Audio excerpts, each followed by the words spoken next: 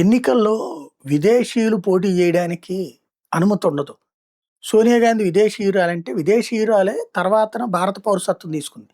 మన దేశంలో విదేశీయులు భారత పౌరసత్వం తీసుకున్నాక పోటీ చేయడానికి వీల్లేదనే చట్టం లేదు.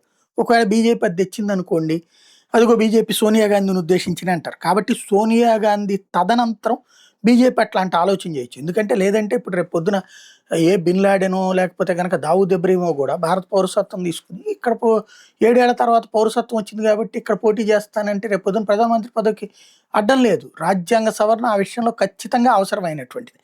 అయితే ఇప్పుడు ఎన్నికల ప్రచారంలో యాజ్ ఫర్ నార్మ్స్ అయితే గనక విదేశీయులు ఈ దేశపు రాజకీయ కార్యకలాపాల్లో పార్టిసిపేట్ చేయకూడదు. తృణమూల్ బంగ్లాదేశీయులతో చేస్తుంటే పోనీ ఆడికి మనకి ఫేస్ ఒకటేగా ఉంది కాబట్టి మనకు తెలియక పోలీసులు చూసి చూడనట్టు వదిలేస్తున్నారు అనుకోవాలి. కానీ నైజీరియన్స్‌తో ప్రచారం చేపిస్తోంది. అదితి మున్షి నైజీరియన్‌లను వెంటబెట్టుకొని ప్రచారం చేస్తోంది. ఇది భారత రాజ్యాంగానికి విరుద్ధం. ఫారెన్ నేషనల్స్ భారతదేశపు రాజకీయాల్లో ఇన్వాల్వ్ కావడానికి వీల్లేదు అంటూ ఇప్పుడు ఎలక్షన్ కమిషన్ కంప్లెయింట్ చేసింది బీజేపీ అక్కడ.